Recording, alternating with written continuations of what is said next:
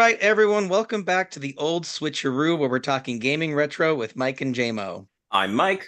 And I'm Jaymo. Play along on our epic quest to research and review all 250 plus games in the Nintendo Switch Online Retro Catalog. In honor of Spoopy Season, today it's a double creature feature, Castlevania on the NES and Castlevania Legends on the Game Boy. In an episode we are calling It's Not Too Late to Whip It. Now, Mike, I'm a man, right? You're a man. What are men? I didn't study well enough in this, right? I was in there somewhere. They're nothing but miserable little piles of secrets, Mike.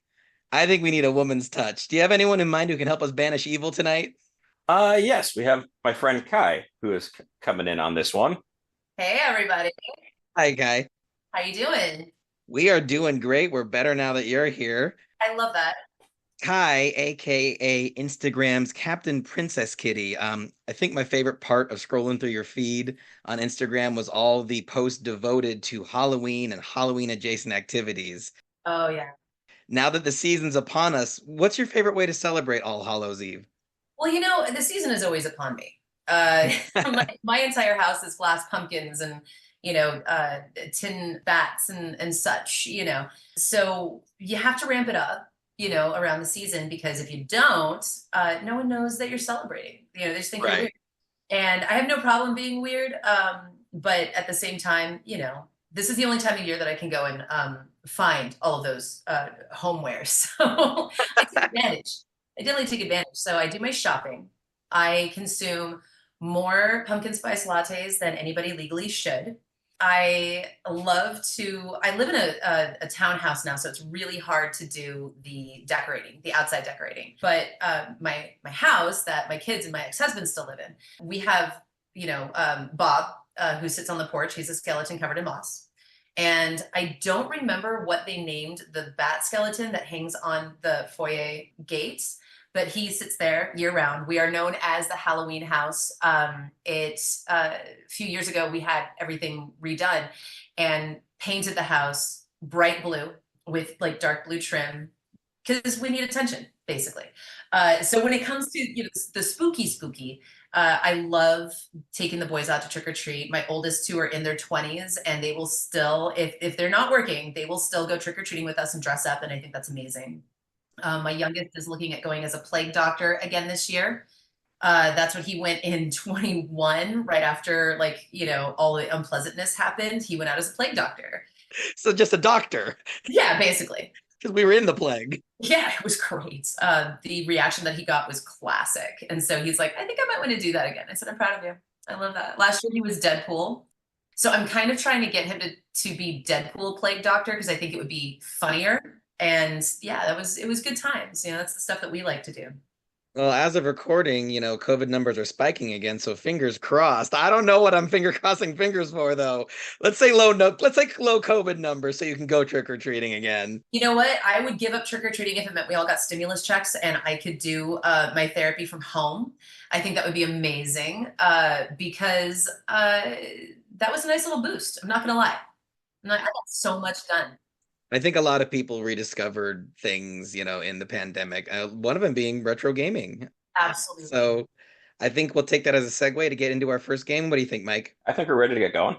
So let's get to today's first game, which is Castlevania for the NES, released in 1986.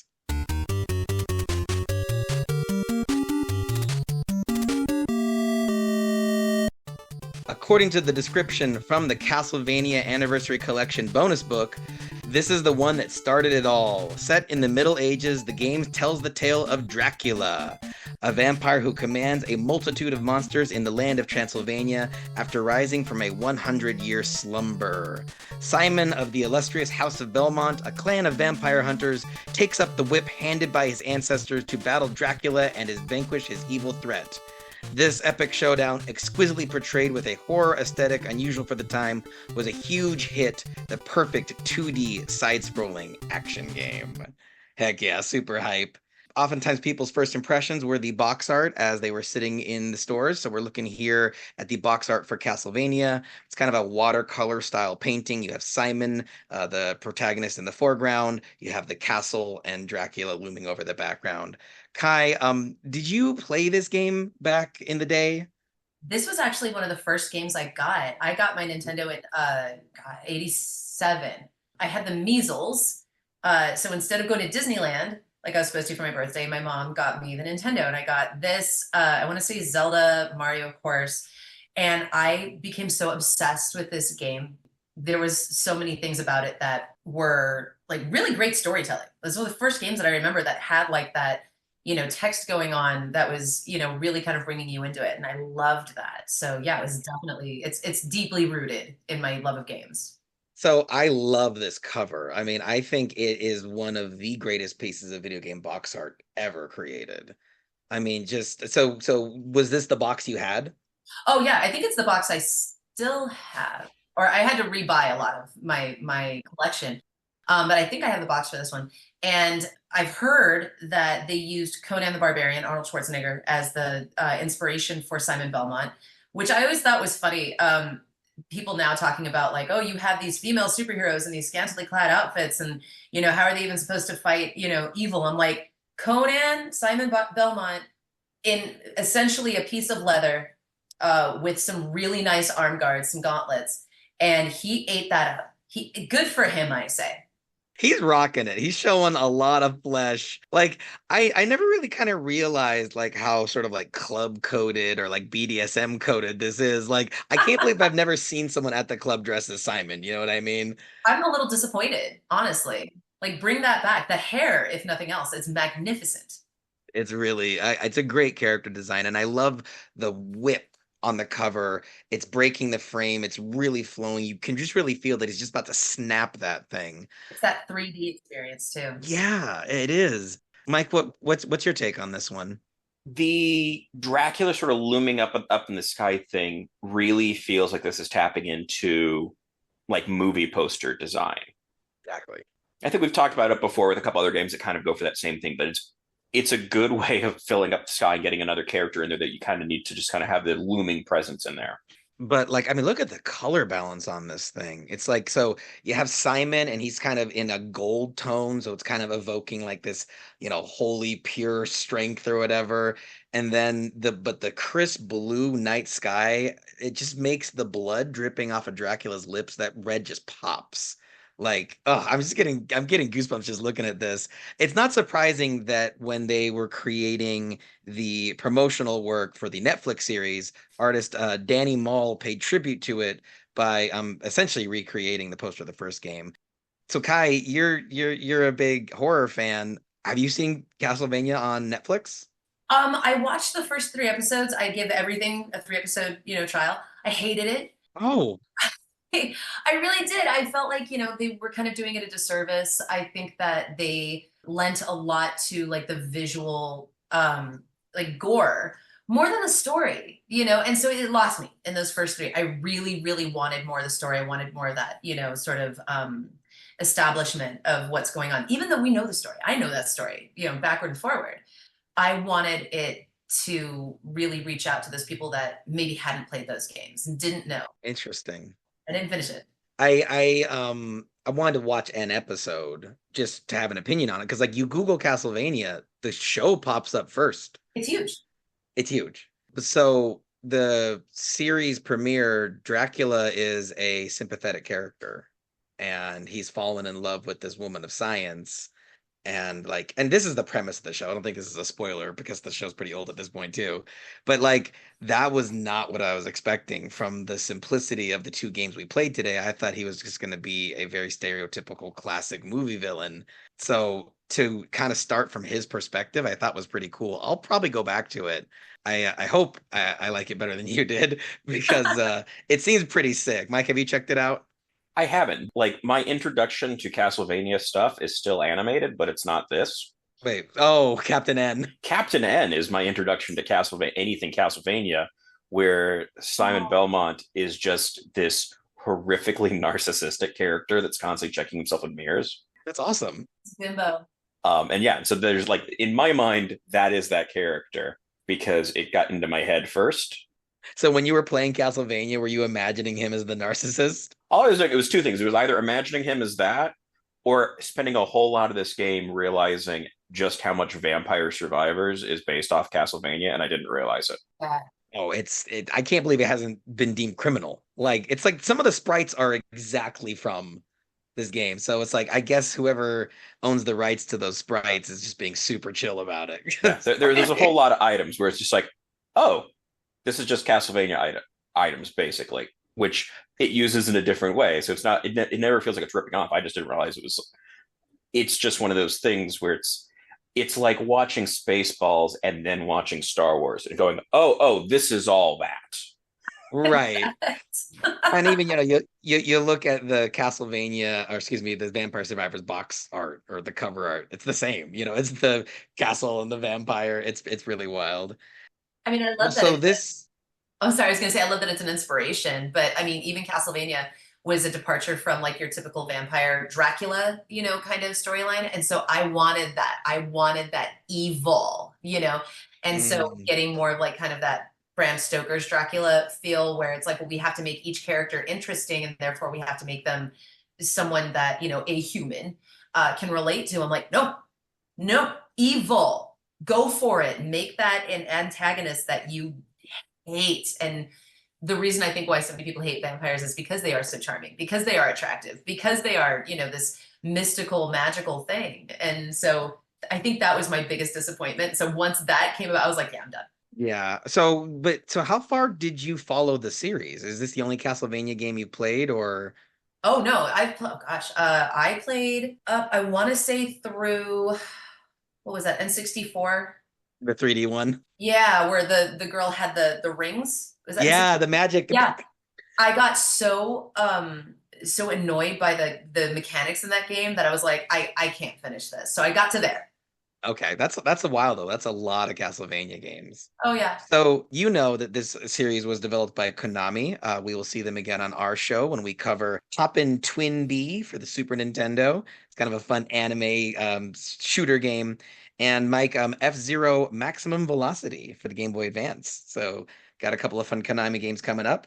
The original Castlevania on the NES is not available on the Nintendo Switch Online. We are covering it, as a foundation for the series. It's totally not because Mike screwed up. I don't know why you'd even suggest that, Kai. I don't even know why that would be in the edit. Yeah. You better leave it. You better freaking leave it. So, directed by Hitoshi Akimatsu, he was infamously mysterious in the realm of prolific game developers. He never did any interviews, he never accepted any press. He kind of dropped off the face of the earth after he was done working on the Castlevania series. The website Shmuplations compiled a series of tweets and comments that other devs have said about him. So, this is really the only glimpse we have into the mind that made such an iconic series. They said that he was a huge fan of Western design, especially movie design. So he was a big fan of Alien and Raiders of the Lost Ark. I can't imagine how that influenced development at all. But in Japan, Castlevania was originally developed for the Famicom Disk System. That's where Mike's favorite platforming game, Mario the Lost Levels, was released. They made a version for the MSX2. He actually hated that game. I don't know if you listened to that episode, Guy. I didn't. I love that game. Oh my gosh. He's wrong. He's the one who's in the wrong. So they released Castlevania on the MSX2 computer system as Vampire Killer. And it's interesting because it is using the same sprites and the same premise, but the gameplay is actually different. You have to find skeleton keys to unlock doors because the MSX2 couldn't scroll a camera. The camera couldn't follow Simon, so they had to do it as a series of connected rooms instead. Well, it's like Shadowgate. Yeah, exactly, like Shadowgate. And so you can run across merchants who will, sell items to you. And they added stat altering things like shields. There's even a way to lower Simon's intelligence. Mike's making a face. What do you think What? about that item, Mike? Like on purpose? So it's a cursed item.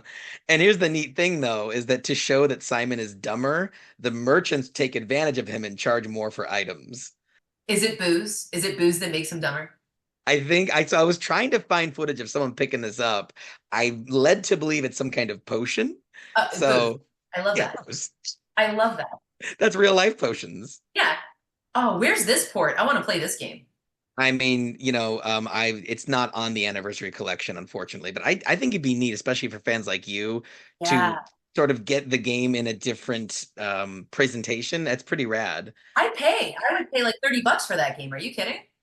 Yeah, I mean, it could be on Steam. I'll be honest. Everything's on Steam. I didn't check. That's true. Surprisingly, a lot of older stuff isn't. In a fun nod to this version of the game, though, Vampire Killer would officially be the name of what, Kai? Do you know? Uh, my gamer tag on PSN. Is it a weapon? I don't know. The name of the whip. Yeah. Oh, I love that. Simon's whip is the Vampire Killer. I love though that you just had an alley oop ready for that. You're like, oh yeah, my screen name. I mean, why not? Yeah, I need a name for that. Since Castlevania Bloodlines, it's been called the Vampire Killer. And in a fun tribute to the source material, the release of Castlevania on the NES coincided with the 90-year anniversary of Bram Stoker's Dracula. So, before we get into the joy pros and joy cons of Castlevania, how far have we each gotten in these games? Kai, you've been playing them since you were a kid. Did you ever beat Castlevania? I was talking to Mike about this. I don't think I ever did. Mm. I don't think I ever did. It was one of those games that was like, it was so beautiful and difficult, even in its simplicity. And I want to say that, especially at that time, there were so many games being released, and I didn't have like a specific. I was young. I didn't have that specific genre that I play. Like now, I'm not really into shooters that much, and I don't like racing games really. So I'm much more towards the adventure, the RPG. But at this time, I was like, this, Zelda, Kid Icarus, Bubble Bobble, like I was like, whatever, give it to me, I'll play it. This is amazing, But I don't think I ever finished this one. So, one thing I'm trying to do through this podcast is abusing the Switch Online's rewind and save states. I'm trying to get to the end of every game I can because I want to be able to talk about the later levels. And I am Okay. very proud to say that I Nintendo did beat Castlevania. Nintendo. Family computer. There it is. I love that.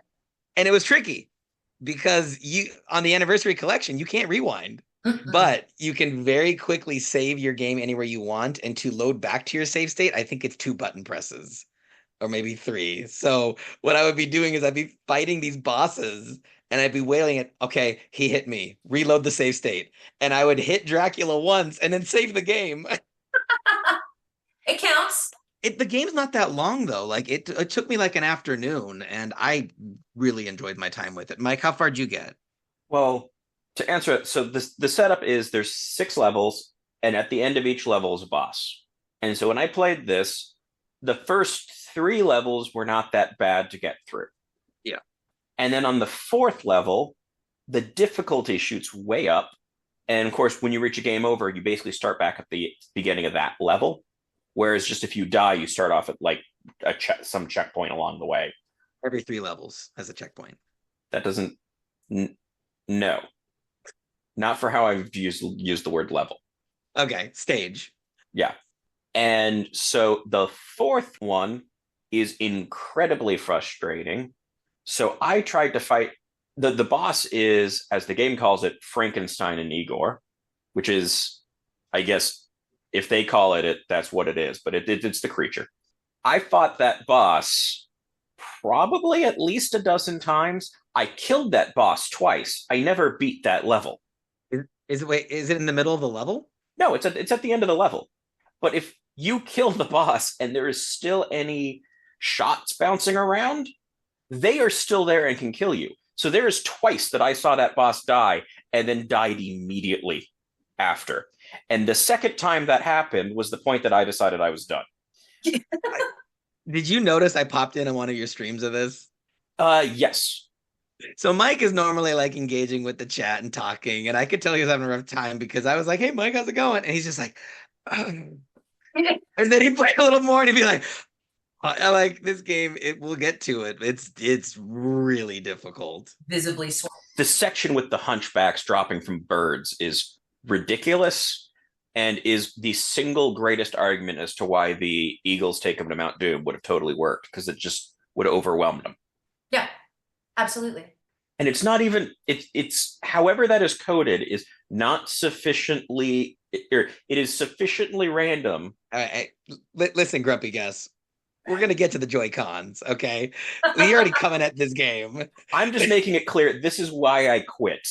Is I reached that, and it was like, you know what? There's a few bits that I felt I started to get actually good at in there, but the point where I beat the boss twice and still didn't beat the level was the point where I'm like, okay, you know, I gave this the college try. I'm done. You did. For sure. Proud of you. Yeah, you gave it a good effort. Now, I just looked up screenshots of the different levels, and I realize now that the last level I clearly remember playing was directly before Dracula. I was in the dungeon with all the, the skeletons and shackles and whatnot, and now I'm like, I gave up on this. I was so close that I had the time. So it's something, that you've, been through this game time and time again. A cool detail I found reading those tweets and comments from developers who knew of the director. One of the things they said was that the clock tower level with those twisting gears in the background is meant to symbolize Dracula's heart. And when Dracula dies, the gears will stop. Isn't that kind of cool? I love that. Right? Super sick. Oh. So Kai, can you lead us on a conversation of Joy pros about this game? What did you like about this game as a kid, and what do you still like to this day? I love the music in this. I love the music in this. So I'm hard of hearing on one side. I only have about 60% of my hearing. And so when I play games, I tend to turn the volume down and turn on, like pop music or whatever.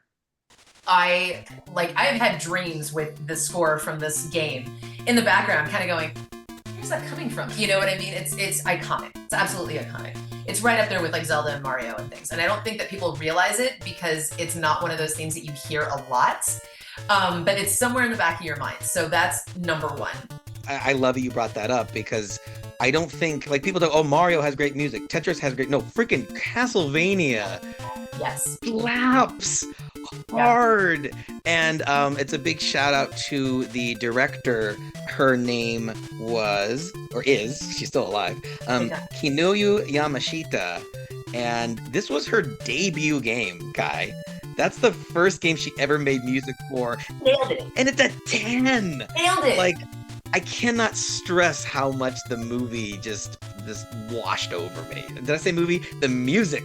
But that's what it feels like, because it's not one of those scores, video game scores specifically, and like especially the 8 and 16-bit days, where it was just, maybe a minute long and then it would repeat and repeat and repeat and repeat.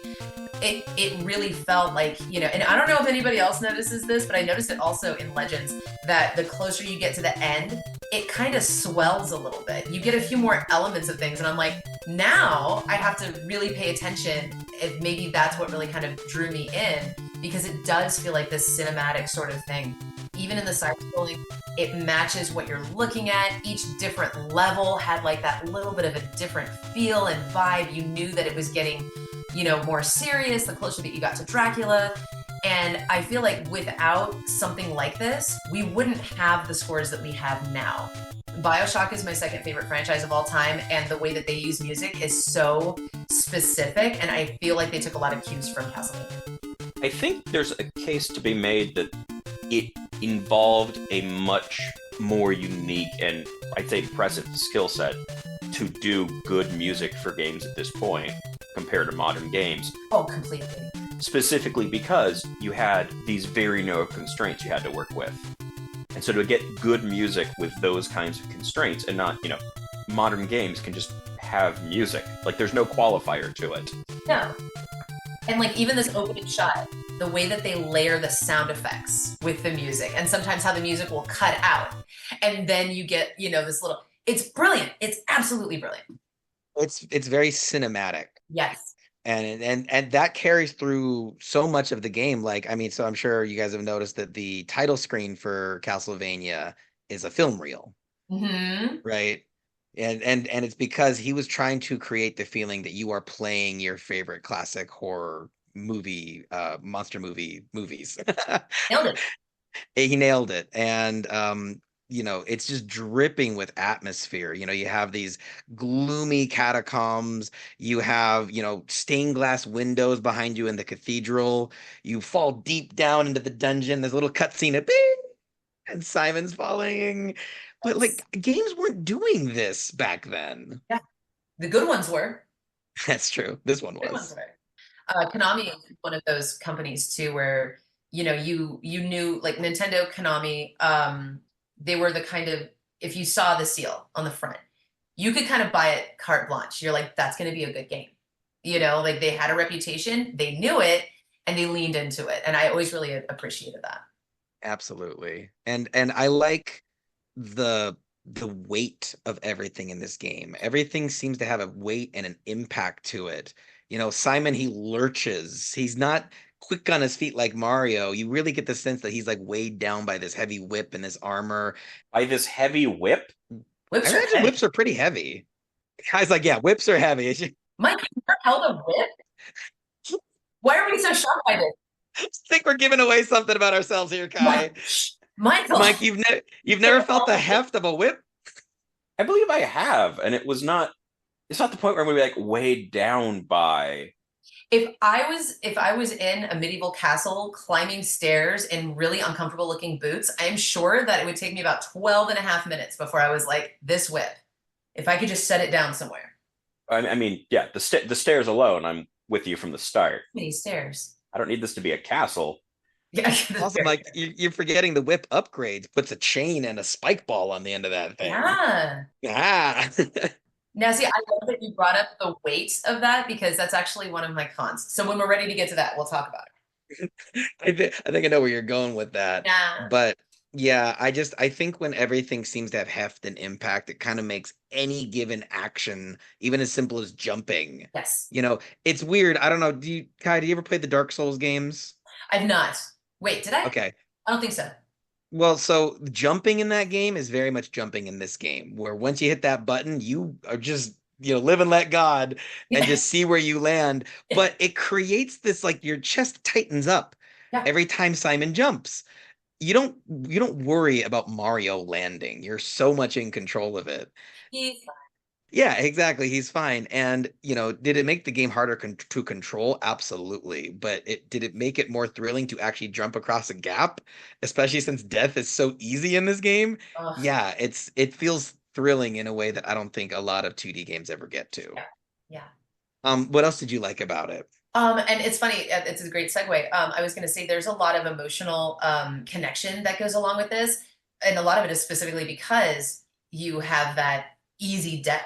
Even with like the health bar, you're looking at it and you're like, I'm not gonna make it. You're like, I'm 4 seconds into this level. I have 2 little health bars left. This is the end for me. Let's see how far I can get so that I know what to expect and I can hopefully get past that, the next playthrough. But with that, you also have the way that they use the color palette so brilliantly because again, we're talking 8-bit, we're talking limited colors, so many constraints, but you have these absolutely beautiful backgrounds. Look at that moon. These beautiful, paint with the moss and the steps even, and you're thinking, oh, he's gonna slip in those boots. I love the cave system in this because you are able to have that 3D look. This one's in the shadow, this is in the foreground. Where are those candles even connected to? All of that stuff. But you get that emotional, kind of connection because you see like the contrast. And I love the contrast of Simon in general because this is someone who is in all leather. You're not getting a lot of detail. You're not getting a lot of, oh, this is my bright blue shirt and my bright, purple boots and, whatnot. He is bound, for the best that he can possibly do. And it also is reflective of the character that we see on the front cover. Because the front cover, even with Metroid, was just a picture of, oh God, brain fog. Samus? Samus, thank you. Yeah. Why? I literally did a voice for Samus. Oh my God. Anyway, you see just the cover of Samus and she's got her little gun and it's 8-bit and it's like, this is what you're going to be playing as, but this you know, you're looking at it and you're like, he put a shawl on because it was chilly in the castle. He's got his little shorts, he's got his boots, he's got all, and it's so great. You know, you see that and you feel it when you're playing the game too. And I always thought that was really cool. So the emotional connection that you can get in this game is just phenomenal. Yeah, there's something that happens for really difficult games. We just talked about Punch Out a couple episodes ago. Yeah. Rooting for Little Mac because it's the odds are against him, you know, the underdog. With this game, it's oppressive. It's monsters, death comes so easily, it's gloomy. And so yeah, you do, it's kind of like, come on, Simon, you and me, buddy. Got Like this. we're gonna get through this together. It's gonna be rough, but we're here for each other. We are alone together in this situation, you know, because it's very not individualistic, but it's very claustrophobic. Yeah. You know, I love that. These big, huge castles, but it's still very claustrophobic. It's still very, you know, alone in the dark. So Mike, you had a rough time with it. Is what did you like anything about Castlevania NES? I definitely like the atmosphere to it. Like it definitely does that well. And then from the gameplay side, I generally actually appreciate. I think the checkpointing was fairly fair. That this wasn't and now I'm back at the beginning. Usually, I kind of wish that through a game over, it kept that checkpoint as well. But that aside, it wasn't you have died, you're back all the way at the beginning again. And I do appreciate that because I've died a lot. And you've played games where it like sends you far back. And so, you know, this game's not that long. And so I think that also makes it a bit more approachable. It's like, yeah, this is really tough, but it feels surmountable. In fact, the developer, the director wanted people to feel as if victory was attainable. Yeah, I think the map helps as well. Like I do like that this uses like a map of each time you finish one of the levels, it's a okay, here's where you are now through the castle and surroundings. Because I think that gives this feeling. It's the sense both of progress and also of how close you're getting to the next area. And actually, it even kind of give a feeling of like, okay, this is what I'm expecting. So like you see on the map, you fall down a great distance, and then now you're in the caves. Like, okay, this makes sense. I was looking at that map and I was like, they're disconnected. What happened to that part? Oh, you fall. Okay. Yeah, I was just pulling up a map here. It's neat. And again, it puts you in the world and it makes you feel as if you are on a journey, you know, and there is a destination. Mario doesn't really have that. Mario's kind of just one level after another. So yeah, storytelling wise, the map was very helpful. The dopamine hit from the sense of accomplishment too. I Yeah, mean, yeah, like I'm alive. a little closer. Can we talk about the weapons? So Kai, as a kid, did you have a favorite weapon? Morning Star.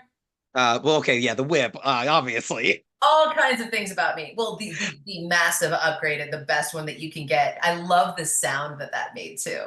But I also very much liked the boomerang. I love that because already at that point in my life, I was a huge vampire person, blame the Lost Boys. But all the lore that goes into this, where you go like, it's a boomerang, but it's also a cross, but it's also a wooden stake. It's like you are just the MacGyver of the Helsings, and I love it. I love that. And that shape of the two crosses tied together to make the boomerang. Mike, you married an Australian. Is that what boomerangs actually look like? I mean, half of that. I like the cross getting that crucifix and the screen flashes and every enemy dies. You know, it's just like the power of Christ compels you. Oh, and it's just like it's good storytelling, you know? Powerful. And interesting too, because like Mike and I have covered over and over again, when there's religious connotations, they tend to shy away from it and they don't. It's so overtly Christian, Yeah. this game. It's kind of neat that way. I didn't realize the double shot and triple shot. I had no idea what that was doing the whole time until after I looked at the manual. So it lets you throw the weapons faster, essentially. Yeah. But I was always like 2, 3, I don't know, Roman numerals, something Bible. I thought they were verses for the Bible. I really did. I mean, that works. I mean, clearly. But no, I know when I got that triple shot, I was able to throw out like those 3 boomerangs, and I'm like, I'm a juggler. You know, it was like, it felt so powerful. I did find one thing a little frustrating in that so many of the weapon drops are very random. Like there's a few where it's like where things are specific drops, but so much of it was random that on one hand, it meant you could have a run that would go really well because you picked up, you had good luck and ended up with a bunch of things. Or I think technically, I think it's sufficiently pseudo-random that someone who is good at this can influence what those will be by what they're doing in the game, Yeah. which I did not delve far enough down other than to see that speedrunners will use that to try to do stuff like get the invisibility potion and then just run through everything. Yeah. Which is a great strategy. And wasn't too far from, I think, I wouldn't say favorite, but the one I relied on most was definitely the watch. Yeah. Entirely because the level of hunchbacks being dropped from birds was sort of I would try to go through it and just clear it to preserve resources. And as soon as that would go off the rails, it was watch and just run and hope that I got far enough that like things reset for me. What Mike's referring to is the stopwatch stops time. And I was abusing that thing, and I was like, I'm not picking up anything else. And then the game, I think it's Boss 2. Boss 2 does not get frozen by the stopwatch. And I was like, wait, no, we had a deal. Yeah. Yeah, I presume that didn't do anything to bosses. It does freeze the very first boss, the vampire bat. Oh, okay. But I mean, that boss is not that big a deal. False sense of Yeah. security. I don't think I realized that was a boss until it was dead, actually. Hey, vampire bat's trying its best. You know, Mike, I don't like you talking sass about my creatures here. So we're going to play a little game here called Minigame Minute. So I found out something interesting about game history today is that a lot of games from the 80s and 90s, when you looked at the credits, they wouldn't use real names. And that was to keep developers from getting poached by rival companies. Brilliant. So you didn't really get your name on the game until, much later in video game history. And leaning into this whole idea that you are playing through a horror movie, the credits of this game tell you who is playing the monsters, like who's behind the makeup and who's under the mask. So cool. Did you know that, Kai? No, I didn't. Well, because again, I was apparently, 5 minutes from beating the game. So I never saw the credits. Oh man, you would have loved this. I know. What's super cute though is that the people who are quote unquote playing the monsters, it's shout out to real horror movie icons. Amazing. So we're gonna play a little game called Monster Match, and here's how it goes. I am going to read the joke name from the credits of Castlevania. Okay, and your job is to tell me what the real life person is being referenced, which real life person this refers to. And you can also get a point if you know the monster it's referring to. Ooh, okay. Okay. I think you guys will do pretty well. I know Mike's going to crush it. Probably. Okay. So we'll do the first one based on speed. Okay. So just say it when it pops in your mind. The first fake name is Boris Karloff. Boris Karloff. Okay. So Mike gets the first point. And Mike, who did Boris Karloff play, do you think? In this, he plays Frankenstein, which he was the first person to play the creature, which ironically means he's credited here-ish for playing a character. He was not credited in the original Frankenstein. The creature was just listed as a question mark. Oh, look at that. He got more credit in Castlevania than he did in the movie. Yeah, because they wanted to keep that mystery, and then by 2 years later they were putting his name as large as the title because it became a giant star. Yeah. But there is this amusing bit of that reversal. That is super funny, and also I kind of love that. I mean, it's not really fair to him as an actor, but from a marketing perspective, that's actually pretty cool. Yeah, it's unnerving. Okay, so since Kai buzzed in first, then we'll ask her this next question. Christopher B. It's gonna be Christopher Lee. Christopher Lee. Kai, good job. Mike, who did Christopher B play in Castlevania? He plays Dracula, since he played Dracula in the 1950s Hammer version. Okay, awesome. Kai, next question for you. Love Chaney and Love Chaney Jr. That's Lon Chaney and Lon Chaney Jr., the men of millions of faces. And Mike, who did they play in this game? Did you look this up, by the way? I did dig into this, but I also knew a whole bunch of this. Okay. So Lon Chaney, classic, much more old school. In fact, he was going to be Frankenstein. I think it was Frankenstein. It was Frankenstein or Dracula. Like he was the casting, and then he died. Yeah. And so in this, he is the Hunchback, and he was the Hunchback. He played Quasimodo in the 1922 Hunchback of Notre Dame or Notre Dame. Hunchback of Notre Dame would play football. And then Lon Chaney Jr., most well known, I think, probably as playing the Wolfman. In this, he plays Fish Monster, which he never played a role like that. Like he didn't play Gillman in Creature from the Black Lagoon, although he did also play the creature in one of the Frankenstein movies. Well, you're at an advantage, but I think you guys are doing pretty well in the game so far. So let's just do the last two here. Kai, what about Bela Lugosi? That's Bela Lugosi. Mike, do you remember? This one's interesting. Do you remember who Bela Lugosi played? He's gonna miss this one. Tell me he was the giant vampire bat. Right. No, I'm having a check. No, and actually I got the last one wrong, which I will return back to. So this one. Are you checking your notes in the middle of my game? I am checking my notes in the middle of the game because I bothered to do work and I got the last one wrong and you didn't notice and I did, so I will correct that. And this wasn't in the stated rules. Look at your notes during the game. This wasn't in the stated rules. You didn't tell him he couldn't. Yeah. All right. I mean, he's your competitor, so. Yeah. I was a teacher for a while, and people would roll in with their notes, and they'd be like, "They're cheating." I'd be like, "I never said you couldn't use notes. I don't know why you're not." Yeah. So Bela Lugosi is deaf. Yeah. Ooh. Although he did play. He's probably best known for playing Dracula. Although he did also play Frankenstein once. Yeah. I got Lon Chaney Jr. wrong because he was Mummy Man, which he did take over the Mummy from Karloff for 3 of the 1940s movies, where the Mummy franchise gets really weird in the 40s. And so he did play a mummy in the classic Universal Monsters movies just towards the tail end of it. I gave it to you because I lumped Love Chaney and Love Chaney Jr. together. So, that's why I let it slide.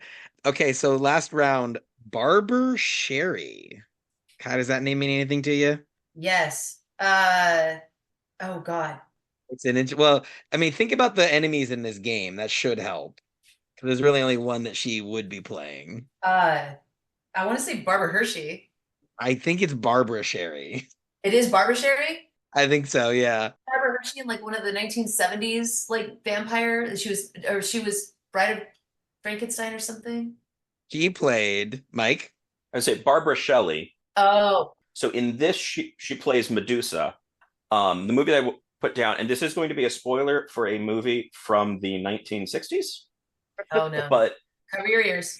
She is in the movie The Gorgon. Yeah. From Hammer Films, with Medusa being a Gorgon, and her character turns out to be the Gorgon as like the end bit of the movie. Now I have to watch it. I've never even heard of that. I kind of wish it was a little bit better. It does have Christopher Lee in it. Oh. And actually, it is directed by the same director-ish as Castlevania. Okay. I think those were all the ones you had in your game, right? Yeah, the game's over. I'm considering it a tie because she missed the name, but you missed the monster. So tie game. So go ahead, Mike. Fair enough. So actually, this lists the director as Trans Fishers. Yes. Which is a reference to Terence Fisher, who directed The Gorgon. He directed the Hammer version of Dracula. He directed a whole bunch of Hammer horror. And then obviously it says the music is composed by James Banana, which is a reference to James Bernard, who composed the music for the Hammer Dracula version. So you really see the Hammer films took a larger priority here. The screenplay is Bram Stoker, since it's Bram Stoker's Dracula. And then there's actually a few more actors that show up in this. So like the Vampire Bat is Mix Shreks, which is a reference to Max Shrek, the original Nosferatu from 1922, which is, we talked about getting sued for things. Nosferatu got sued for basically being Dracula with different names. Yeah. And lost that lawsuit. And then the Fishman is, Green Stranger, which is Glenn Strange, who actually also played Frankenstein's creature at this point. So in fact, there's, I think, 4 actors that played Frankenstein's creature in this movie, and only 3 that played Dracula, even though this is much more vampires. I love that. The armor is Cafe Bar Reed, which is possibly That may be my favorite name out of these, which is a reference to Oliver Reed, who was in, again, Hammer films that were directed by Terrence Fisher. He was in Curse of the Werewolf from the Oh, 60s. cool. The skeleton is Andre Morel, which is Andre Morel, who I think actually should have had his credit swapped possibly with the next one. So he was in Plague of the Zombies, Shadow of the Cat, and The Mummy's Shroud. So I'm not aware of anything where he's a skeleton. And then the last one, Joan Candies, is probably John Carradine. I'm less confident on that one being the actual match, but I don't have a better one. It's funny because a lot of people online say this is a John Candy reference, and I'm like, no way. Yeah. It's like, Yeah, no. the name similar, but like John Candy had nothing to do with horror. Yeah, I want it to be too, but Yeah. And so he also played Dracula. He was also in a couple zombie movies, including 1977 Shockwaves, which had Nazi zombies, and 1968's Astro Zombies, which no one should watch. It's horrible. It's called Astro Zombies and is boring, and I don't think that should be legal. It should be awesome. It should be awesome. let's remake it. And really, like, those are just a couple I noted. John Carradine is in a ridiculous number of horror movies across the board, across ages. So really, there may have been something else they were going for with that may have just been he's in so much they felt they had to put him in. I do think the one notable actor missing out of all that in my mind is I am disappointed that there's no Peter Cushing for how much Hammer film influenced this. I'm with you on that. Maybe there was a falling out or something. I think possibly the problem is that often you had Christopher Lee in the villain role and Peter Cushing in the hero role, and everybody in that's kind of a villain, although Peter Cushing did play Frankenstein. Like Frankenstein, actual Frankenstein. Not everyone thinks that's Frankenstein, but it's not. I didn't even notice that. They didn't have a billing for Simon Belmont, right? Simon Belmondo. Oh, okay, never mind. Which is silly because it's like, how come he's not an actor? You know what I mean? I thought I was onto something. So let's get back here to the monsters of Castlevania. And I think it goes without saying that was possibly my favorite part of this game, and it's a thing that I didn't know about until I watched a speed run and they hit the credits. I'm like, oh, this is awesome. I knew that was going to be right up your alley. The monsters, though, that are being portrayed by these actors, quote unquote, like, there's some cool ones. I really like the way that the fish man, aka the creature from the Black Lagoon, like flies out of the water. Mike, the game we're going to cover in our next episode, I think kind of borrows that concept of the guild of people jumping out of the water. And, the skeletons, there's just something satisfying about smacking a skeleton. I don't know. I really enjoyed the last fight with Dracula because you decapitate him with your whip. Kai, do you mind if I show you how the game ends? Please. So you decapitate him with your whip, and then a lot of people think he takes on his true form, which is this monstrous sort of demon-like thing. But according to the developer, this is meant to be an embodiment of the curse of man. It's a concept in Japanese culture similar to original sin, where it's like all men have inherent evilness in their heart. And so this is sort of showing that like even Simon isn't pure of heart because he's being attacked by the evil of man itself. Well, in his shorts, why not? Yeah, I thought that was pretty sick. So I don't know. I really love the monster designs. My wife would call it spooky, not scary. Yeah. And that's like right up her alley. I liked the fight against Mummy Man because you see the mummy standing in the crypt and they're not moving. They're just an object. And you're like, okay, I'm going to walk past you. I don't feel confident turning my back to a mummy. And then there's a mummy on the other side of the screen. And once you're flanked by the two mummies, now the boss fight will start. And I was like, that's cool. That's some good like horror movie, you're trapped on all sides kind of feeling. I also love that they throw their bandages at you. Yeah. Because again, the emotional connection with this is if I were in like some public place and somebody just ripped off a Band-Aid and threw it at me, I would be like, oh my God, like there's, Gross. Yeah, that's immediately the thought that I had with that, where I was just like, oh God, are they throwing bandages or ribs? Are those bandages or ribs? Ribs I can deal with. Ribs is somehow less gross than the bandage. Somewhat. It's right there where you're like, I'd rather you throw a rib that you just ripped out of yourself and just chuck it at me. At least they'll run out faster. It's true. So I think we covered the good things about this game, the atmosphere, the music, the weapons, the monsters. Anything else to say in defense of the game before we start to criticize it? I know a lot of prop people, and if they can make me a Scully dragon to put on my wall, I'd be ever so grateful. So whoever's listening to this that can make me one of those Skelly dragons that just, it's like a sconce, hit me up. I have a credit card. That would be dope. Right? Oh, wait. So, wait, are this? Those things. And they come out at you, and like the way they move, I always love the way those things moved. I want that. I want it fully articulated on my wall, and I want to be able to, serve charcuterie in it or something. Those are the only part of this game that I felt like I actually got the hang of how to deal with. Yeah. Where it was like, oh, okay, so if I run up towards them, time the jump right, I can jump on basically where its back would be, except it's dipped down, then jump behind it, and then just destroy it from behind. Yes. And that felt so satisfying to at least figure out that pattern. There's a joke there. I'm not even going to go. Especially because then it was knowing that I needed to get up to the Morning Star to actually have the reach to kill it from behind. Yeah. Really cool. I love those things. I started trying to, because things respawn when you don't move that far off the screen. And I started intentionally trying to respawn that sucker where I'd come back from behind and just keep killing it with the hope that it would drop a good weapon. And I was like, maybe this will work. Maybe this will work. And it would never work. Oh. It was like, I've got the time. I'm just going to go die otherwise. Speaking of dying, if we can get the Joy Cons of the game, because I don't think the game is perfect. And I'd be willing to bet that all of us have a Joy-Con and a Joy bone to pick with one of these enemies, right? Like the Medusa head is infuriating. It's these severed heads of the Gorgons, and they just snake their way through the air so much faster than Simon can move. Yeah. Yeah, I think it's a lot of enemies move faster, and a lot of the enemies get to have diagonal be a thing. Yeah. And I think that's part of that frustration is they keep moving, and it's like, I can't hit these because they're coming up on weird angles. WhatCulture.com did an article of the 9 most annoying enemies in video game history.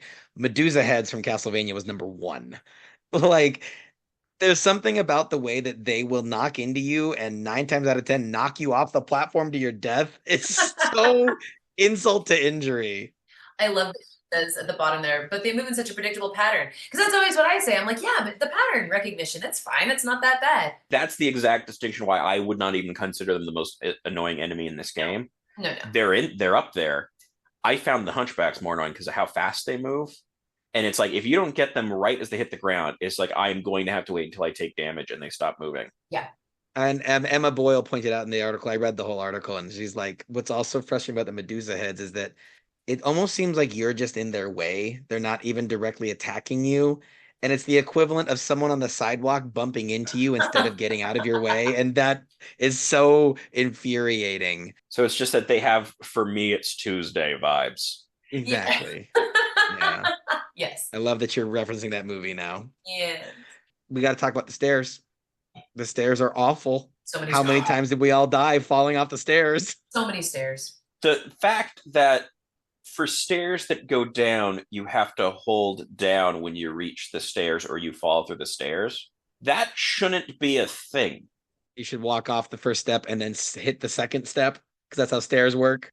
Yeah. They should these should function as a platform in some way. Yeah, that's one of those things. It feels almost like an oversight where they were programming and they're like, oh, well, we have to move him down. So of course you would have to push down in order to move him down. It's like, no, program better. It did lead to some hilarious accidental fails, though. Simon going to the top of the steps, taking a step around, and then boom, falling directly to his death. That's it. Like that one didn't feel like it was on me, but it happened a lot. Yeah. I also think the background can sometimes get in the way of understanding the action. This was the most infamous moment from my playthrough. I feel like there's an unwritten rule for 2D games that if you make a flat texture that's sort of rectangular shaped, I'm going to jump on that. That's clearly a platform. I'm going to step on those. Nope. You are going to go right through into the river.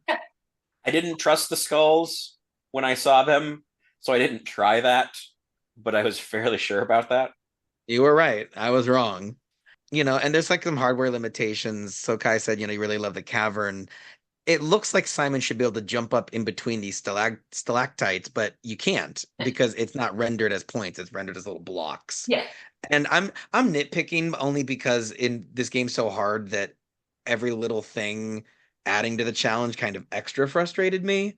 Yes. But, you know, I think you kind of have to keep the game's ambition in mind before you're too hard on it. Well, and I see what you mean there because it is very much a spatial relations thing. Well, I know that I should be able to do that. Why can't I only, so yeah, that is a frustrating one. Mike, did you have any other criticisms of the game before we move on?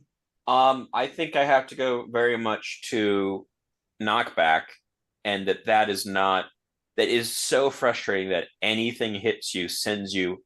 I think specifically it sends you backwards, no matter which direction that object came from. Either you'll go through barriers when you get hit, so tiered areas, not like stairs. Like you'll stop because that's like a wall, but if you get hit, knockback will put you right through it. Which the speedrunners will use this to skip parts of the game where you'll intentionally get hit and the knockback will like send you up to a higher point or something. Mm-hmm. Interesting. Which, yeah. So actually, like in the cavern, if you time it right, you can do a jump and then get the knockback to actually get on top of the spikes, and then you just run along the top of the spikes, and you never have to deal with the slow moving platforms and the ducking and everything. That's cheating. Hilarious, because in this segment where the fishermen are jumping out of the water as you have to duck your head and ride the raft under the stalactites, which is pretty cool, like kind of little moment of tension, you can see the fishmen walking along some kind of texture in the background. And I was like, okay, the game's just glitching, I guess. It's where speedrunners go. Yeah. That's hilarious. That's so fucking, excuse me, that's so freaking funny. I saw him do that, and because it is weird to see the fishermen kind of just jump and end up there. Yeah. And it's like, okay, I guess they're not my problem now, really. But they are. They usually weren't. They usually stayed up there. They took them too long to get back down to be a problem. That's true.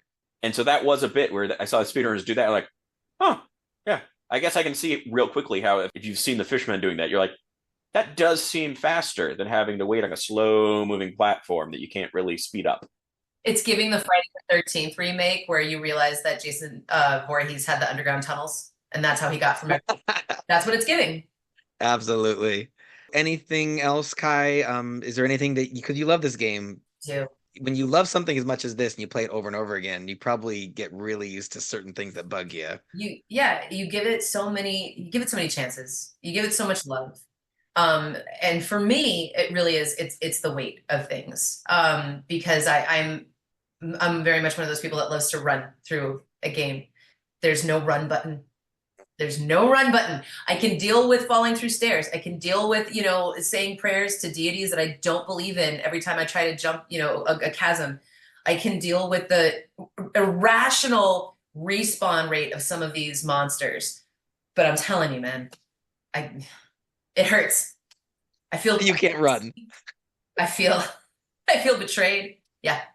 I think this game would be ruined by a run button, though. I just feel I just want to run. I want to run free. I want to run screaming through that cave because there's fishmen coming at me. That's the other thing is it makes sense. I know he's a hero and he's a big tough boy, but my God, run. I don't know. Maybe the boots they're slightly healed. I don't know. And he drops like a rock. Like I swear he drops faster than like scientifically possible. It's hilarious. We need to do some research on this. So we got to do a real quick segment that we are calling NintenDISorDAT because, like I mentioned, Castlevania on the NES was not on the Nintendo Switch Online catalog.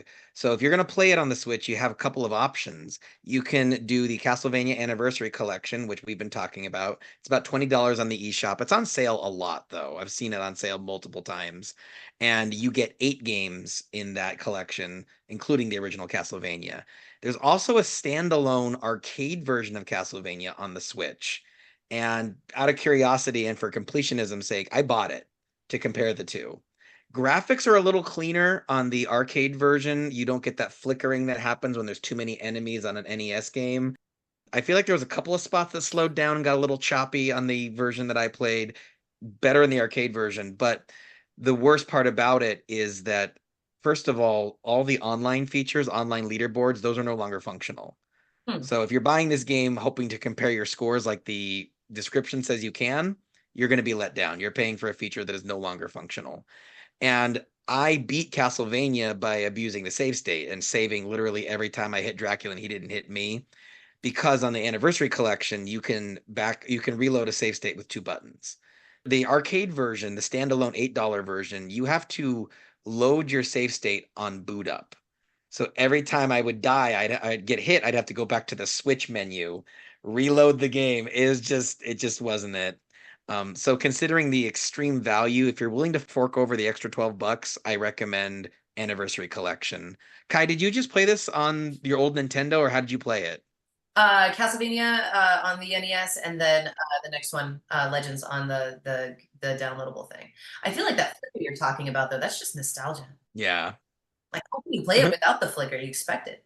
It felt a little weird. Yeah. Everything was a little too smooth. It didn't feel right. Because this did have an arcade release initially. Yeah. And I think the arcade machines just had higher capability, because we've talked about some games that had arcade versions and then they came to NES and really gutted the game because they just didn't have the processing ability. So I think you pick up the flicker, I think it'd be the same thing as like Super Mario Brothers had that of there's too many things on screen it can't handle. Oh, yeah. But I would expect an arcade version doesn't have to have a way to deal with that flicker.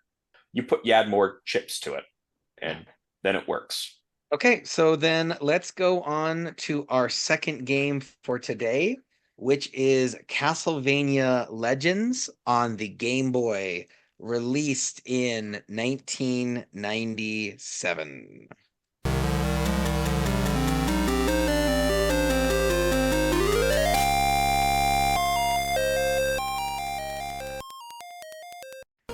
According to the description from Nintendo Switch Online, use the power of the spirits to assault Dracula's castle. In this action game released for the Game Boy system in 1998, according to this, you play as young vampire hunter named Sonia Belmont, who takes the whip her grandfather taught her to use and heads to the castle where Dracula awaits. You can earn soul weapons by defeating bosses and use them to progress further into the castle.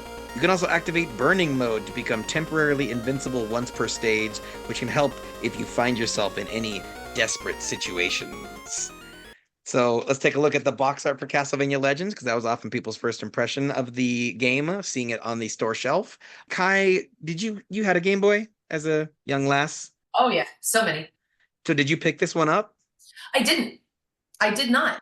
It was one of those that I feel 97 was the beginning of like a lot of busyness for me. So I was playing fewer games. And so, you know, the ones that I had were very much the classic ones that came with the systems. And so it was, you know, Tetris, Mario. Of course, I had all the Zeldas, you know, because you have to. But yeah, this is one that I did not seek out. The first time that I played it was for this. That's true for a lot of people too, because the Nintendo Switch Online, so this one is in the catalog at the base level subscription, and it has not been re-released in any form until this. Yeah. It caught a lot of people by surprise. It's kind of infamous in the Castlevania franchise for not being very well loved. People say it's too easy, it's too short, it's too derivative. I mean, I think you gotta at least kind of say the box art. It's basically the Castlevania box art. You got the Dracula's face in the background, you got the castle, you have the Belmont closer to the camera, but definitely they're leaning into the Symphony of the Night anime influences. Because when Symphony of the Night came out in March of the same year, or actually it might have been February, it really took the world by storm. Beautiful. Castlevania Symphony of the Night is a fantastic game. Have you guys played it? Oh, yeah. Yeah. Well, and that was the thing too, is I was thinking when, you know, I heard about the other one, I'm like, on a small screen? How are you going to do Castlevania on that small of a screen? I want the big. Yes. It's often in the conversation for best game of all time. I mean, it's a 10. I'm just saying, like, okay, maybe not best game, but It's top good. 10 best games. It's very, very good. It's great. People loved it. And so you see the anime influence here of Sonia. And what do you guys think of her outfit? I'm torn on it. It looks like Sonia from Street Fighter is wearing Simon Belmont's boots. Yeah. And then again, we throw in a shawl because it's cold. It's cold. Yeah. Eastern Europe in the winter. And it goes with the boots. Those boots are great. Yeah. Pants don't go with the boots. No. But apparently. You can't wear pants with those boots. So this game was once again developed and published by Konami.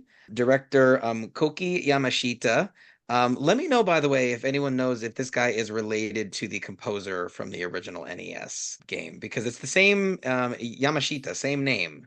So I was wondering if there's any kind of family history there. But so this game, when it came out for the Game Boy, was meant to be a prequel to the whole series. Canonically, this was the first Castlevania game. And in fact, Dracula, when you reach him, even makes a comment saying, "You're the first human who's ever reached me." So, congratulations, Sonia. It has been since retconned to no longer be the start of the series, but you also have a cameo from Alucard from Right. Symphony of the Night as the second to last boss. He fights you to see if you're worthy to take on Dracula. Kai, when I said that this game was meant as a prequel to the series and be first in the chronology, you made a face. I did, because isn't she supposed to be Simon Belmont's granddaughter? No, she's from like hundreds of years before. Oh, okay, that makes more sense. He's her descendant. Got you. Okay, yes. I was like, wait a minute. Continuity? No, he's not here. Okay. Nah. Mike and I discussed back when we covered our Kirby episodes that the Super Game Boy, or excuse me, the Game Boy Color and the Super Game Boy had a special chip called the 0x3F1000, and this would detect specific textures in black and white to make characters the proper color when they were colorized. And so that's how you get Kirby to be actually pink, and that's how you get Yoshi to be actually green, even though the Game Boy was a black and white screen. Castlevania Legends was not one of the games compatible with this special color chip. So that's how you get an amusing glitch like this. This is the Death Dragon, whose head is for some reason a different color than the rest of his body. That happens. Yeah, my face turns purple when I scream. Sure, especially when you're breathing fire. It's only when I'm breathing. So before we get too far into Castlevania Legends, how far did we each get on it? I passed this part. I got to Alucard. Okay, I had a nice giggle. so that's the second to last boss. Yeah, no, I had a nice giggle because somebody brought that up when the whole thing came out.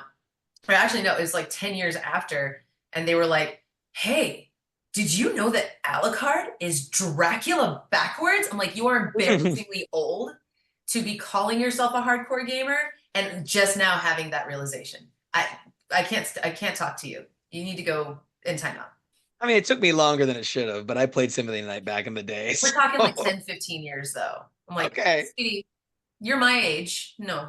I also think it's funny too. It's like, ooh, Alucard has a cameo, and it's like, yeah, but I mean, it's a Game Boy. It doesn't really look like him too much. Although I do like the little RPG text screens. I think did that was a like cute that. touch with this game. Yeah. Yeah, I like that. So, Mike, how far'd you get?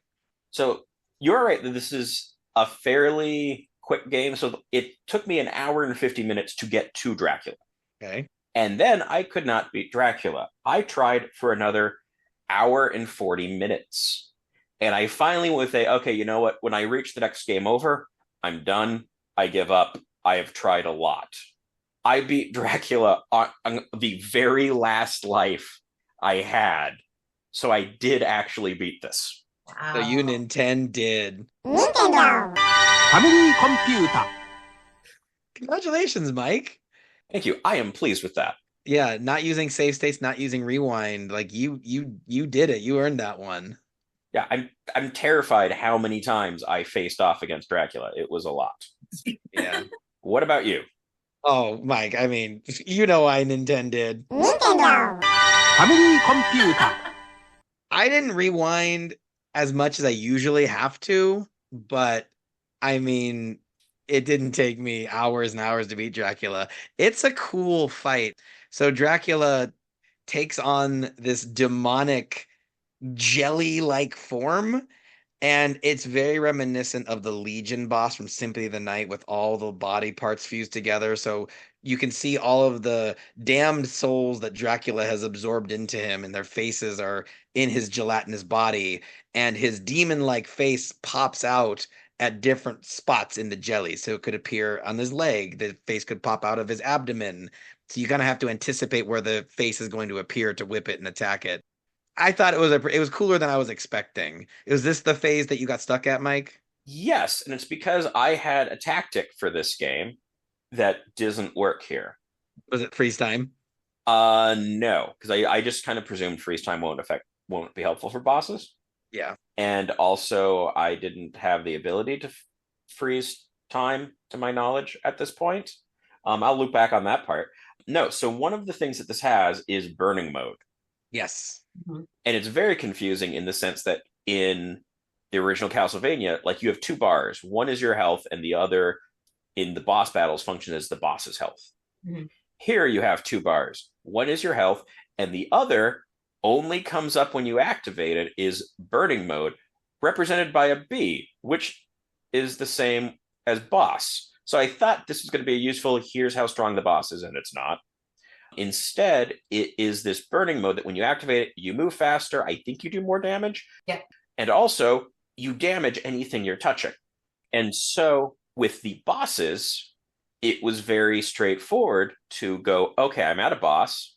I am now going to activate the burning mode, which was a pain to do sometimes. I don't know how that was that hard. I would either activate it when I didn't mean to, or I would have trouble getting it to start. I don't know how to start it. It's A and B at the same time, Oh, but it's finicky. okay. But yeah, so for a boss, it was really great. It's like, okay, activate burn mode. Now I'm just going to stand real close to them and hit them with a whip a lot and call it a day. And then Dracula has a second phase, and you only get one burning mode per life. And so I would reach the second phase and be like, oh, well, this is not good because I don't have burning mode anymore. And so it took me a while to fully get through that first mode. And I think part of it was eventually getting the hang of the order of where Dracula shows up, because he keeps teleporting around and shooting fireballs at you. But then getting to the second mode, and now I also have to not really be hit because I am no longer invulnerable. Okay. Well, I mean, I can't wait to watch the stream because you must have been so excited when on your last attempt you got him. I was just stunned. I went into it with the expectation I was going to die again. Yeah. In part because there's no health bar on the bosses like there was in the first Castlevania. So I didn't know if I was close. I didn't know how much. I didn't know if what I was doing was effective at doing damage, especially because one huge credit to this game was that you can select two modes, and one of which you basically start with the upgraded whip. Yeah, it's called light mode or easy mode, in other words. Yeah, and so I very quickly decided I'm okay playing this on that mode, in part because the checkpoint system is generally very generous.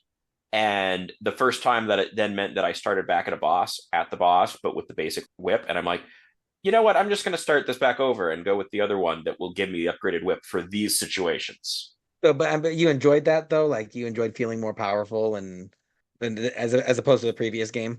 Yeah, because it really was that moment of, okay, well, I died, and now I'm where I need to be at my most powerful, and I don't have that, and I cannot get that.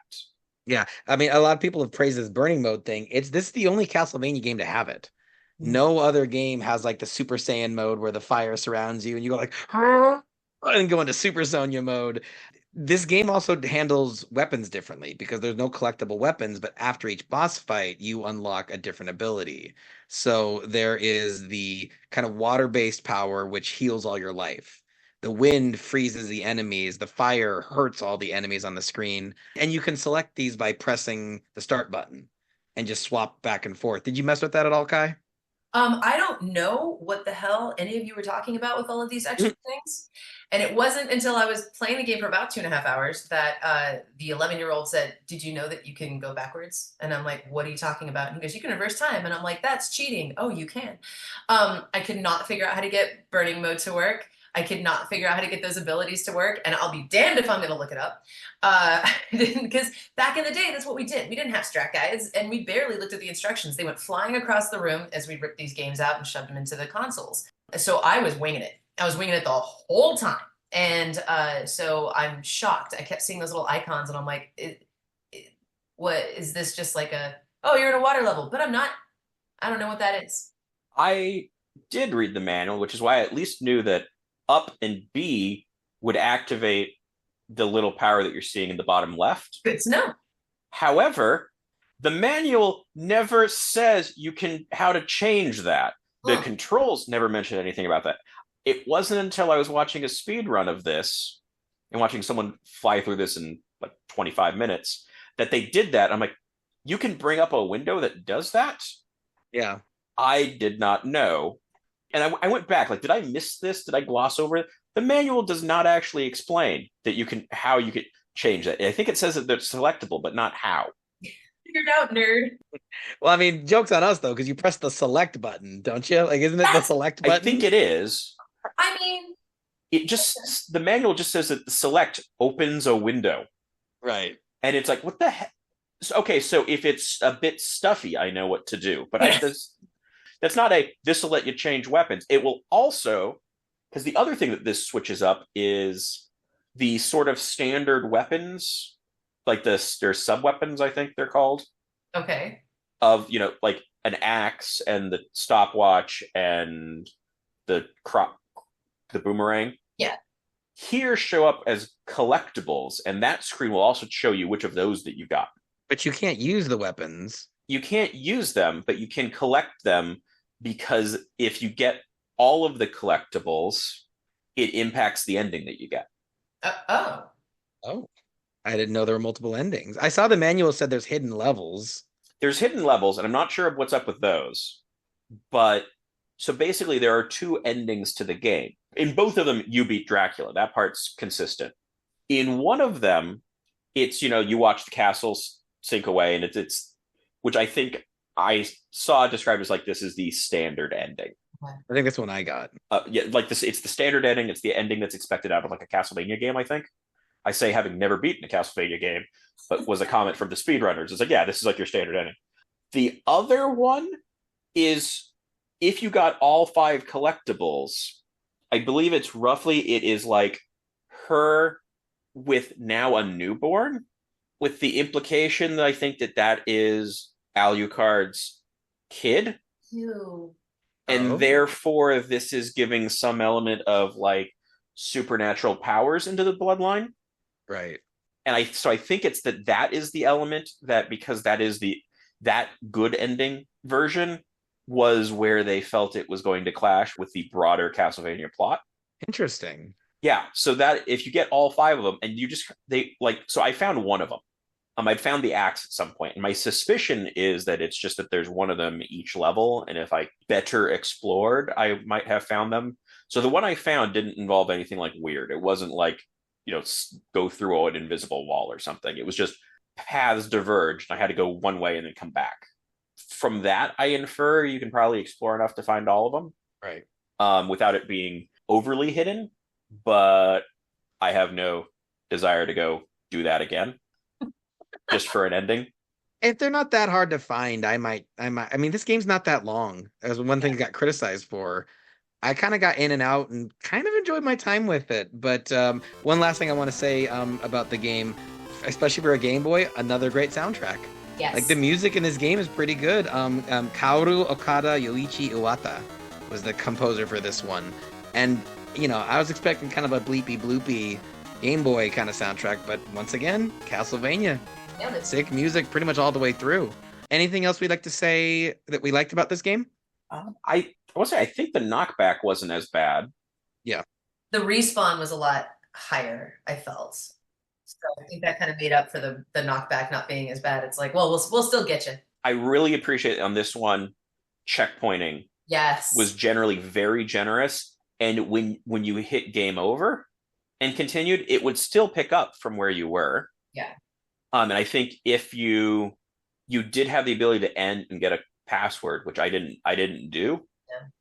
But I think that starts up with the checkpoint and the weapons and stuff that you already have, presuming you actually know you can change those, which I didn't. So it actually is pretty good at you can get right back to where you were, and you don't keep having this thing of, okay, it's game over, now we're setting you way back. It feels more like it's on the player's side. It's really taking it easier on you. If I can get in the Joy-Cons, though, I think it kind of swings too hard in the other direction. I think that a lot of the game, it feels slow. There's not a lot of enemies, and the enemies on the screen are kind of puttering around. In Castlevania and NES, you're in danger. You feel like you're constantly in danger. It feels very hostile. The castle in this game felt kind of empty a lot of the time. It was just like me, and again, it's hardware limitations. They can't put that many enemies on the screen at once. But something about the combination of like really big open levels. Like the game felt kind of sleepy at times. And I don't know if you want that in a Castlevania game. No. The enemies were kind of annoyed that you were there. Yeah, say hey. They weren't trying to stop you. They were just like, ugh, I'm coming, I'm coming. I'll get you there. these Belmont kids, what are you gonna do? You know? I think my least favorite way the game helps the player is that Sonia's whip has a projectile attack at its strongest state. It'll actually launch a little shot, and I think it hurt the identity of the game a little bit. I feel like that whip is such an iconic weapon, and this made me feel like it was like Mega Man's blaster of And like I'm on the other side of the screen and just constantly throwing free projectiles. I guess that's what they did instead of having the throwing daggers or whatever, but I didn't I didn't love it. I don't know. What do you guys think about the projectile attack in this game? I abused it. Yeah.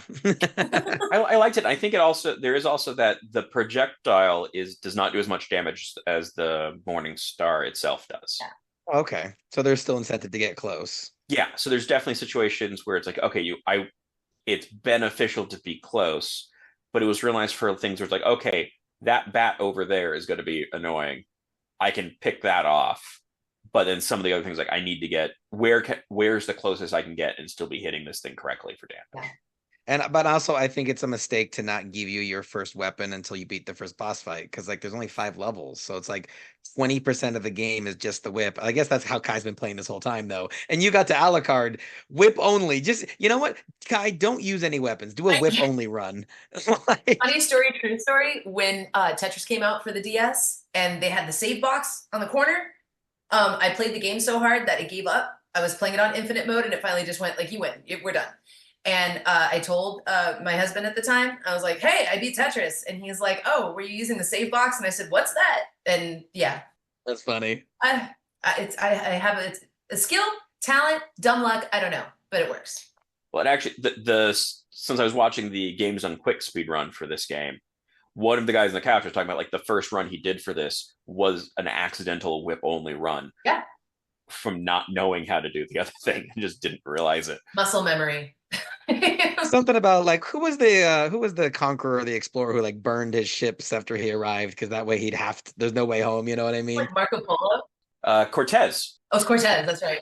Depriving yourself of the resources. There's a strength comes from that sometimes. There you go. There's just an element of it is because like that at least is in the manual, but like changing it was not. And so it was this thing where it's like, I thought I was supposed to be able to change these, but I guess not. So I'll use whatever is the most recent one I had. Yeah. And sometimes it was not useful or I was dying too frequently for it to be particularly helpful.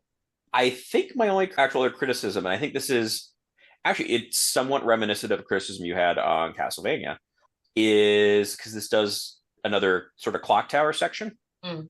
And especially with Game Boy coloring, Small things. it is not at all clear what is a foreground object that you are supposed to be able to jump on and what is a background object that you cannot.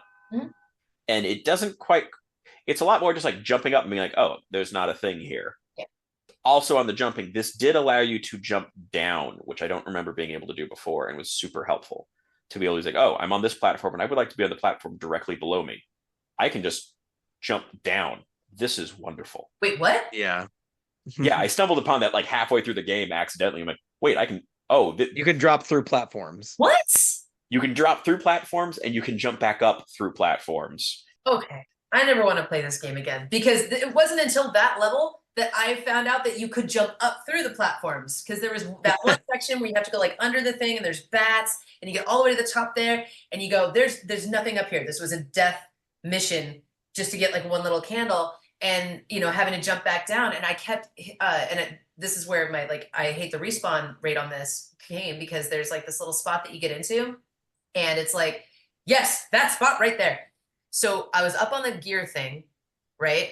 And then like I would jump back down, like the flat gear, and then I would jump back down onto the one with the cogs, and that bat would come up and get me. And so I'd jump up, and then there was another bat that was coming down to get me. And so that I would jump down, but then I can't get this bat with my whip, and this other bat is hitting. It was horrible.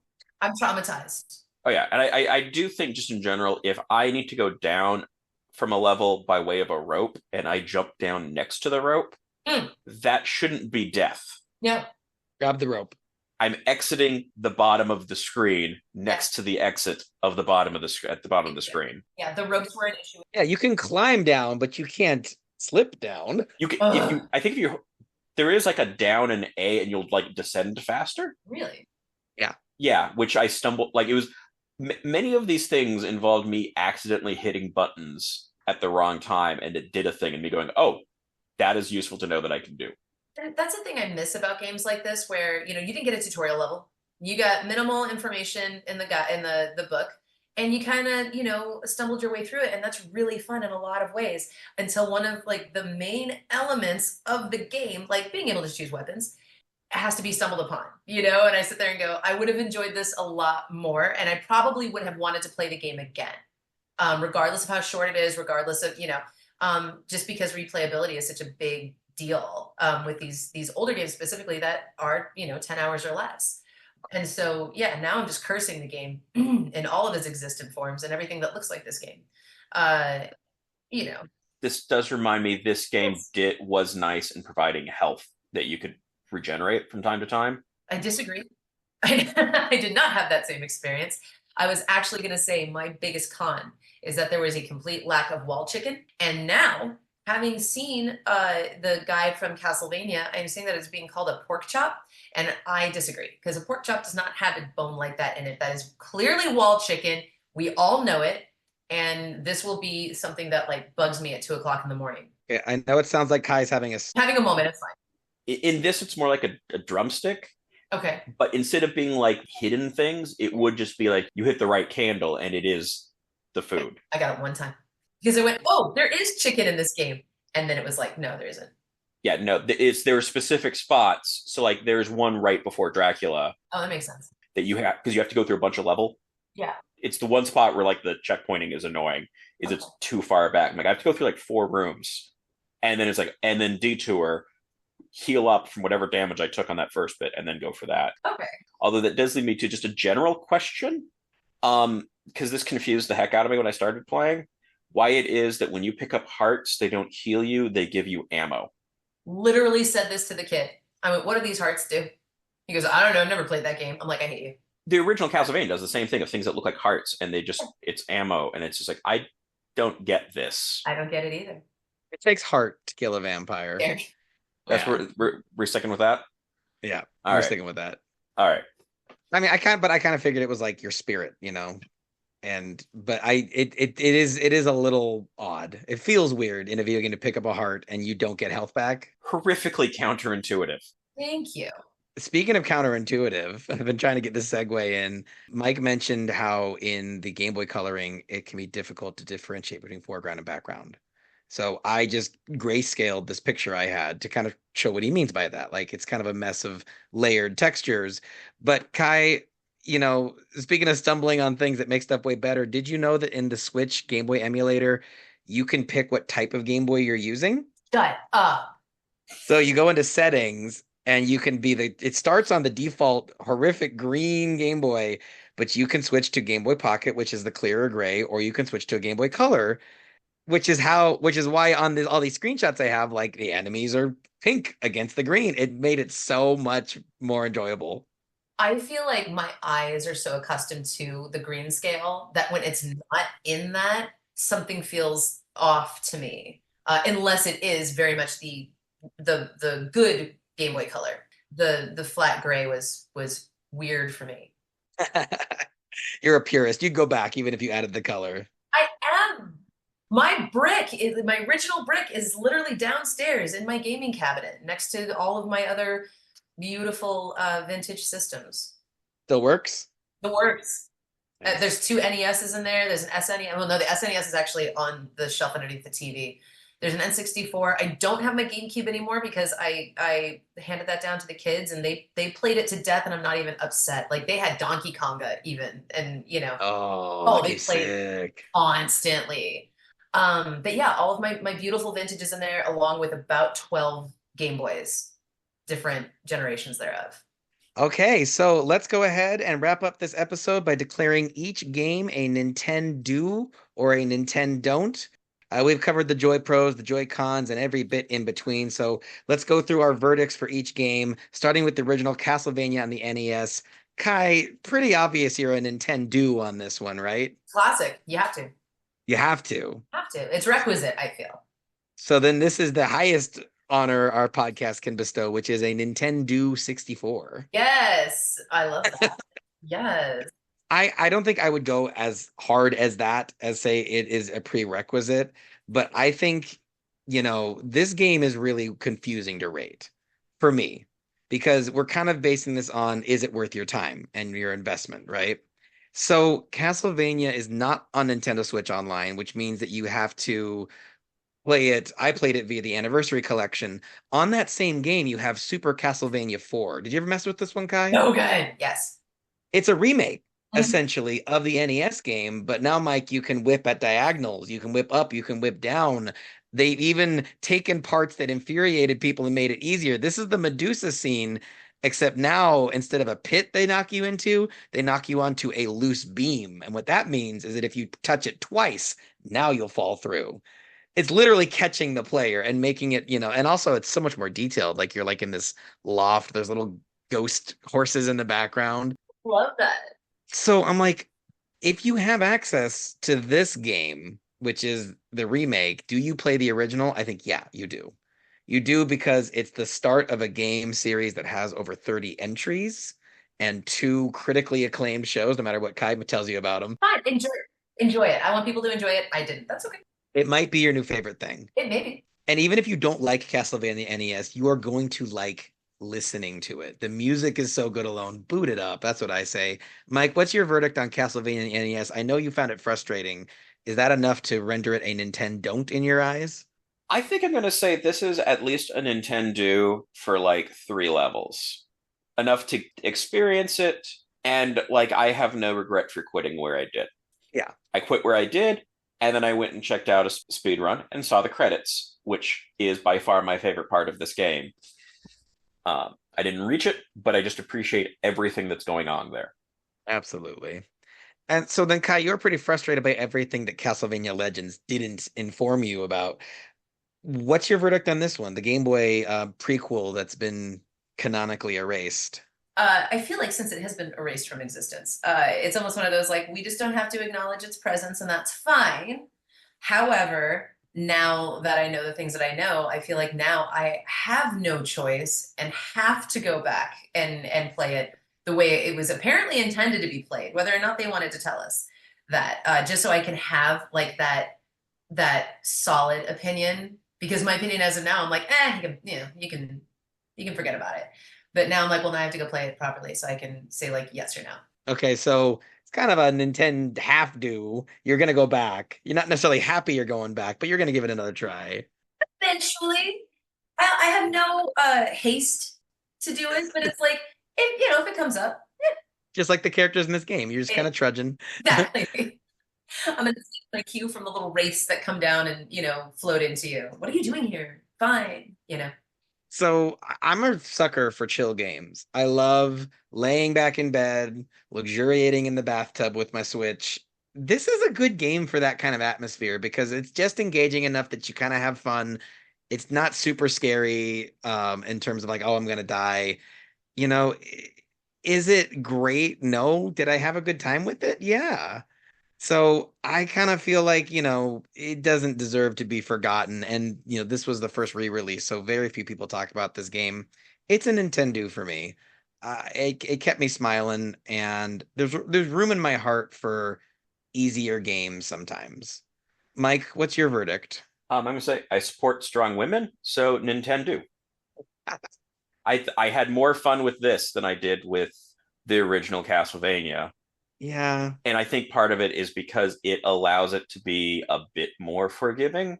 So, like, there was stuff that I still found really challenging, but there's a difference between I keep doing this one thing again, and I have to do a whole bunch to get to this one thing again. It's a kinder game on the player. Yeah. For sure. It allows me to focus more of it on this is the hard thing that I'm struggling with rather than having to keep redoing the lead up to it. Well, guys, we're going to call that game over for today. The final scores are Castlevania on the NES and Castlevania Legends on the Game Boy are both NintenDOs. Kai, thank you so much for joining us. Before we go, why don't you tell our listeners where they can find you? Wow, it depends on how you want to see me. How would you like to perceive? So I have my established Instagram, Captain Princess Kitty. That is me and all my memes and my silliness and my political, satire and opinions and what have you. But I'm actually a behavior therapist, and I am starting up a new Instagram brand, if you will, because it's eventually going to be on all the different socials, called Totally Psyched. And it's basically wanting to educate people on mental health and how to be more inclusive and understanding and find good information. Because there's a lot of times that you go, well, I've heard this from this person, I heard that from that person. And there's been so many stigmas and so many issues with discovering and understanding mental health that there's a lot of bad information out there. So that's going to be launching by the end of the year. And I'm really, really excited about that. So if you want to see me be a little bit more serious, but still, drop an F-bomb from time to time, totally psyched. If you want to see me just rant, Captain Princess Kitty. And how excited were you when you thought of the name Totally Psyched? How good is that? Okay, I've been trying to figure out a name for like the last year. I've had 4 people looking for me and having to go on and go like, oh, this one's taken, that one's taken, that one's taken. And literally 2 o'clock in the morning, I was like, totally psyched. And I looked it up and I got it on every single platform. I was like, score, it's meant to be. That's it. Meant to be. That's awesome. Well, everyone, join us next time when Mike and I will be taking a monstrous detour from our regular quest to research and review every game in the Nintendo Switch Online catalog. Next on the docket, 2 retro horror shooters available in the Switch eShop as a terrifying 2-pack. Zombies Ate My Neighbors and Ghoul Patrol. Kai, you excited? You like those games? I know what I'm doing now. I love Zombies Ate My Neighbors.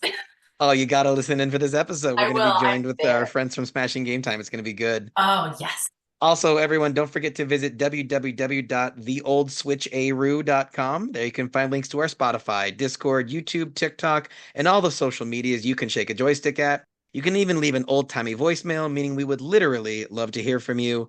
Big thanks to Crystal Fields for our incredible intro song, and thank you, dear listener, for liking, commenting, subscribing, and reviewing. This has been The Old Switcheroo, where we've been talking gaming retro with Mike and Jaymo. I've been Mike. And I've been Jaymo. Game on, everyone.